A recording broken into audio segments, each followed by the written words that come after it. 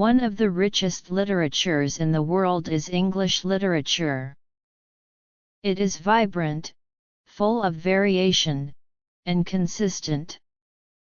Since literature reflects society, the different changes that have occurred in English society from the very beginning to the present have had an impact on English literature. When we examine the development of English literature, we discover that it has gone through distinct phases with distinct qualities. These phases can be referred to as ages or periods, which are either called after the major authors or significant English rulers, literary movements, or literary historians. They must be kept in mind in order to follow their particular traits across the many literary periods of growth. The earliest phases of English literature date back to the Angles and Saxons, the progenitors of the English people, who lived in Britain long before they invaded. They sung at their feasts, as did other peoples, and the songs they sang were about wars, gods, religion, agriculture, and their ancestors' heroes. While Britain was still a Roman province, English poetry first appeared in these songs in ancient England.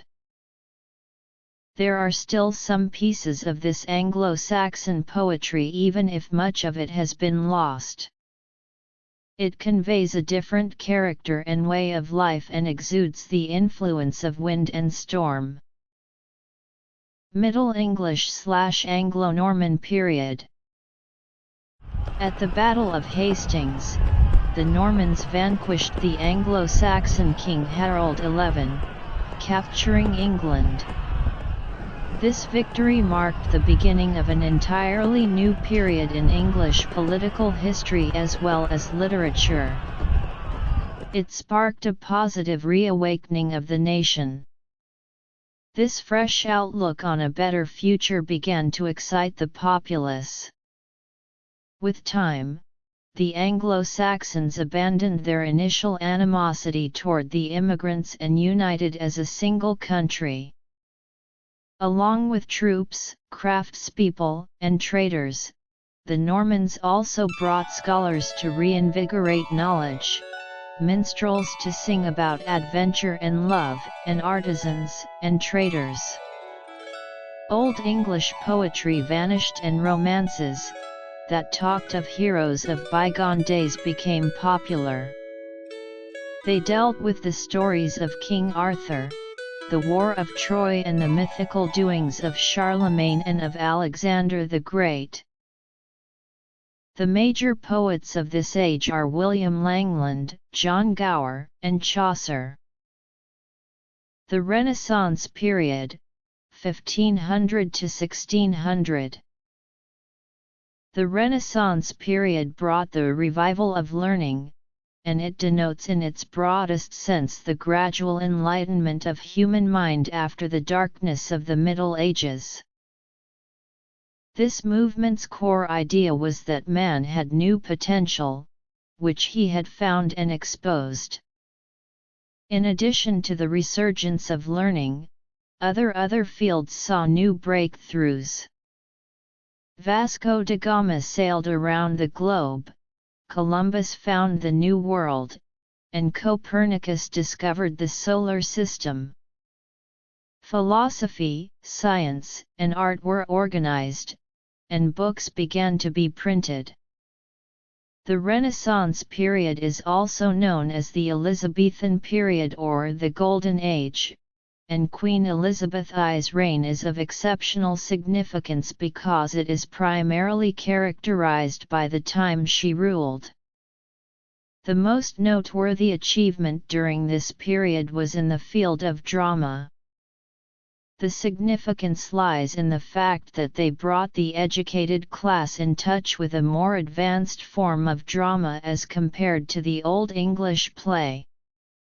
Poetry in the Renaissance took a new trend. It was the poetry of the new age of discovery, enthusiasm, and excitement. Under the impact of the Renaissance, the people of England were infused with freshness and vigour. Prose began to be used as a vehicle for various forms of amusement and information, and its popularity increased with the advancement in printing press. The prominent authors in this age were university wits: Shakespeare, 37 plays and 154 sonnets, Ben Jonson, Spenser, and Christopher Marlowe. The Puritan Age, 1600 to 1660. It is also called the Age of Milton, who was the noblest representative of the Puritan spirit. The resurgence of man's moral character, which came after Europe's intellectual enlightenment, is what distinguishes the Puritan movement. It stood for both the entrance of lofty ideals into politics and the release of people from the chains of oppressive rulers. It sought to liberate and make men honest. However, poetry turned metaphysical because of the strict religious ideas. Donne served as the school's chief spokesman, followed by Cowley, Herrick, and others.